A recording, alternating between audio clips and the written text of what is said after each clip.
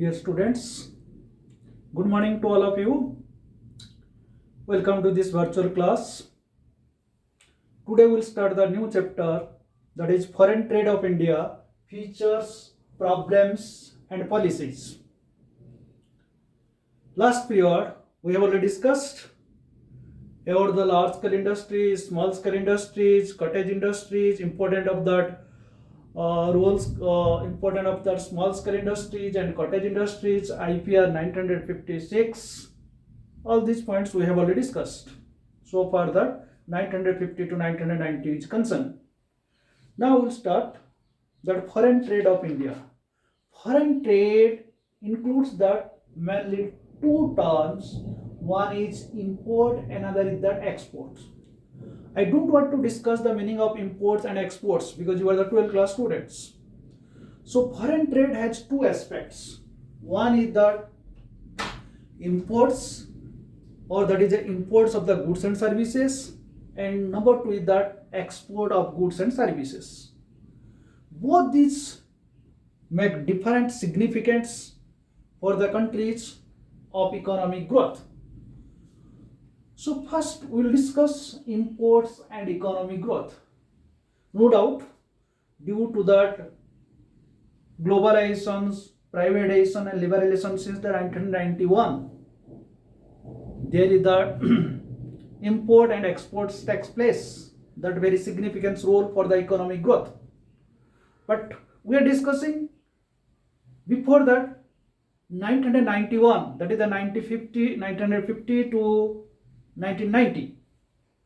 So what are the import systems? How the countries were economic growth?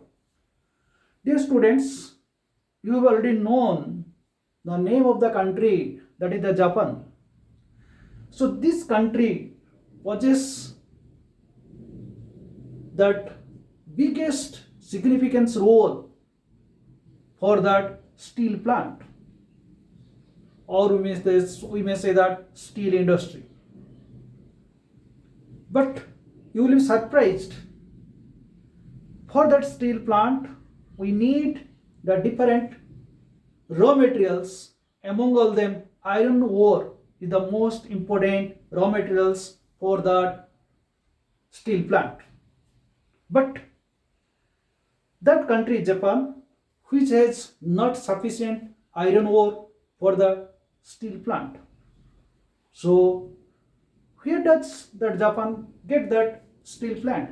That Japan does not possess, and hence might not have been in a position to produce that iron ore, or iron ore is it is essential raw materials for that iron and steel industry. Steel, very simple, we may say that Japan could manage to import adequate quantity of iron ore for that steel plant from rest of the world. So Japan is the biggest producer of that steel plant nowadays also. Despite this, in short we may say that although there is that some limitations for that resources of that countries, but still in short we can say that for the economic growth to overcome, that import also plays a vital role. That is why we may here write the imports and economic growth. First point A, it can import raw materials required for different industries. It can import raw materials required for different industries. It means we need the raw materials for the different industries.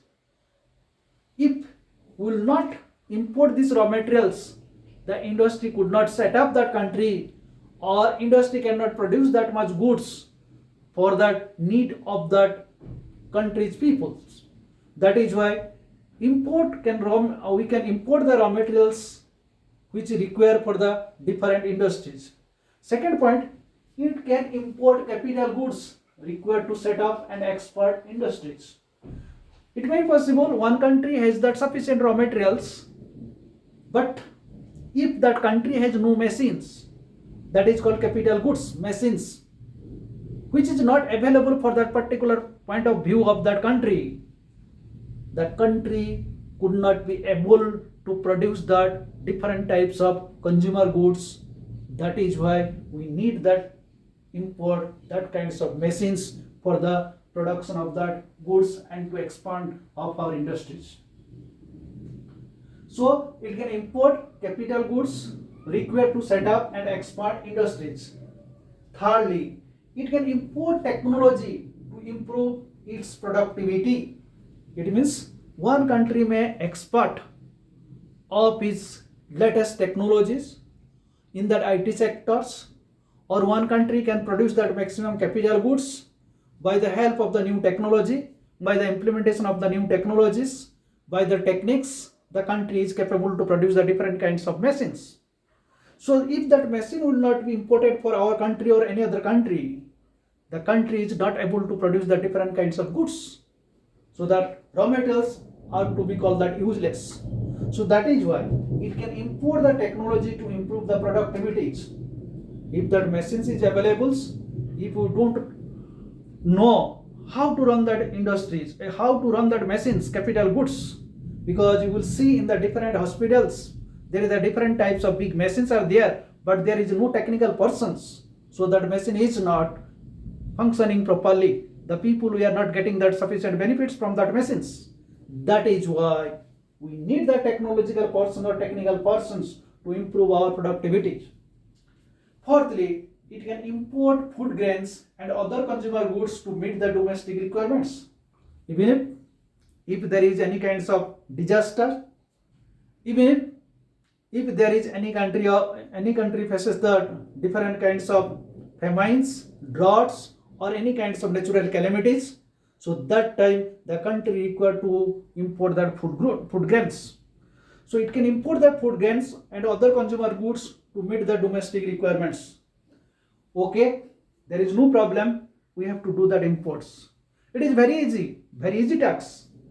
We may say that the import is the very easy. We can bring that goods from any other countries for our requirements. It may be raw materials, it may be the capital goods, it may be the technological person or technology, or it may be, we can say that food grains. So easy task. But actually, if all imports have to pay in the foreign exchange or the foreign currencies, think yourselves, how much goods we are importing? Maybe raw materials, maybe capital goods, maybe technology, maybe the food grains to meet our domestic requirements. If we will purchase from that foreign country, if we will import from the foreign country, then we have to be paid for that foreign currencies. Where shall we get that foreign currencies? Suppose you are the student or you are the one person. He is interested to consume the different kinds of goods, and he will purchase all these goods which are available in the market. If he has no purchasing power, if he has no money, how can we able to pay this much goods when he wants to consume? So similarly, if a country will purchase all these goods from the different foreign countries, how can it possible to be paid in the term of foreign currencies or the foreign exchange? So if a country does not have that sufficient foreign exchange, if a person does not have that sufficient money, how he will pay that goods for the consumption whenever he will purchase the goods from the market? This is the question for ourselves. So that we need to generate our income. We need to get our employment. How we can earn that livelihood by earning that more and more money. That is why we have to export our goods and services to the foreign countries. Then we can earn the foreign currencies. Thus, a country's ability to import is defined by its capacity to export and earn that foreign exchange. So if you will be employed, you can earn that more and more money, your purchasing power will be increased, then you are capable to purchase any kinds of goods from the markets, although it is not possible. So whenever we need the import, there must be the exports. Secondly, import compete with the domestic manufacturers. It means if we will import all these goods to any other countries, to any other foreign countries. It means the domestic producer, those who are produced the different goods in our country, what will be their luck? What will their futures? What will the contribution for the growth of our economy? Think yourself. They will not be interested to produce their goods. They will not get their income. They will not survive their livelihood. So what will the consequence? So it means any country will not allow to the goods freely. बाजार से आप कभी जाके freely कोई goods आपको मिलेगा नहीं, ये ध्यान रखिए. तो कोई country भी आपको कोई goods freely आपको import नहीं करेगा. If that free imports are allowed from all over the world, then you can manage all these things. It is never possible. So, in the developed countries, those are producing that sufficient goods with that latest technology, less cost of productions, that countries are capable to export that goods, or that goods will be imported by ourselves. It means we have to face the competitions. Either we have to produce that goods in such a way that we can sell that goods to any other foreign countries, and what are the foreign currencies will be earned by ourselves. By the help of the foreign currencies, what we require, that goods can be imported. Then that economic growth is possible. So that we may say here that imports and economic growth, and exports also economic growth. So how we will be capable to that exports? How we can sell our goods to the foreign countries? How we can earn that more and more foreign currencies or foreign exchange? If our goods cost of production will be less, if our goods will be demanded by the foreign countries, and if our technology will be preferable by the foreign countries, so that we are capable to sell our goods or largest quantity to the foreign countries, then we will export, or we can earn that more and more foreign currencies. So exports brings valuable exchange. If a country exports more and more foreign exchange, it would be possesses that so many goods from that foreign countries by import, so that we can capable to stand over in our economic growth. Export creates the market for the domestic enterprises. It means if that foreign goods will be demanded in the foreign countries, if our domestic goods will be demanded in the foreign countries, then our domestic producers, domestic entrepreneurs, they will take the initiative to produce that much goods. So a large market will be created for that our domestic producers. A large scale of producer brings that economies of scales. It means economy says that if you will produce that one needle, it will be that very much cost of productions. If you will produce that 1,000 or lakh tons of the cement, lakh tons of that alpines, then the cost of production will be less and less. So that we need the large scale of economy to produce that maximum out of goods and services. Thus, exports at a various ways to growth of an economies. So, however, no country can afford to remove all resources on its exports. कोई भी ऐसे देश नहीं हमेशा export करेगा और import नहीं करेगा. We need that exports and we need also imports. Both are the essential part, and imports and exports are the two sides of a coin for the economic growth. That is why we should make the balance. We should make that policies, that is called the foreign trade policies, about the imports and about the exports. Sometimes there is the import quotas, sometimes there is the export quotas. But presently, what we may say that there is the policies which is framed by the governments, That is called the foreign trade policies.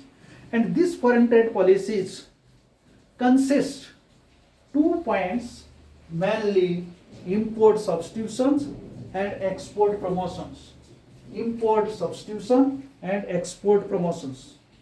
Please.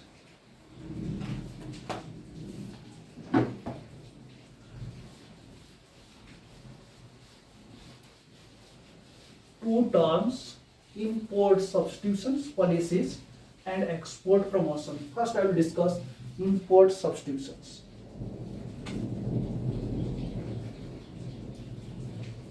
Import substitution. What do we mean by import substitutions? That is the policies or import substitution policies. What is this? Remember it. Import means we will purchase the goods from the foreign countries and we have to pay that foreign exchange or that foreign currencies. That is called import. Substitution means in place of others. Just like if we have not tea at home, we can manage by the help of the coffee. If there is no Pepsi, we can use that Mirinda. It means manage one goods in place of other goods, that is called that substitute. That policies. It means without importing the goods, we can manage that goods to produce in our country, that we can meet our domestic requirements, we can meet our domestic consumptions, we can meet our people's requirements. That policy is to be called that import substitution policies. It means overall, without importing the goods, similar types of goods can be able to produce by our domestic producers, and that goods can be fulfill our needs or the needs of the domestic consumers, domestic requirements. This is to be called that import substitutions. It means conservation of foreign exchange and promotion of domestic industries. It means what are the goods we have already exported, by exporting that goods to any other countries, what are the foreign currency are to be earned, that foreign currency exchange that will be reserved of the foreign currencies.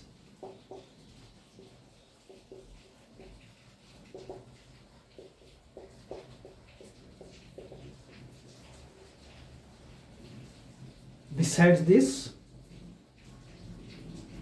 what goods will produce of that import items, import substitution items, that goods will be produced might be by the domestic producers or domestic enterprises. If domestic producers or domestic entrepreneurs, they will produce that similar type of goods what we need require for the imports, we can protect to our country in two ways. Number one, we have not to pay that foreign currencies. Number two, we can motivate to our domestic producers by providing all kinds of facilities which way they can produce that goods in our own countries.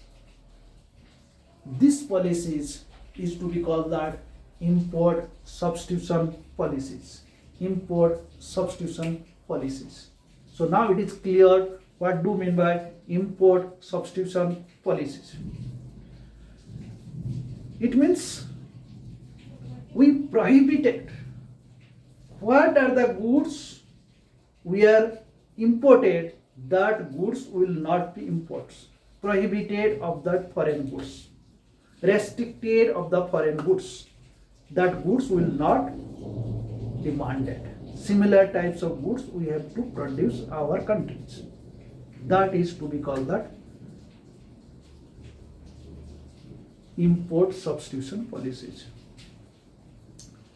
For example, suppose India needs to import some machinery for the domestic industry, and India may seek to promote such industries that may produce these machinery domestically. It means if we can produce that maximum output by importing the machines, then in certain cases generally we can permit to that imports with the help of build up the domestically those industry that produce the goods for which the nation has been dependent on imports. That times we can import that goods, that machines. Thus import substitution industry helps to a nation to become that self-reliant in the production of the different types of goods over a period of times. It is to be called that inward oriented policies. Inward oriented policies. Inward oriented policies.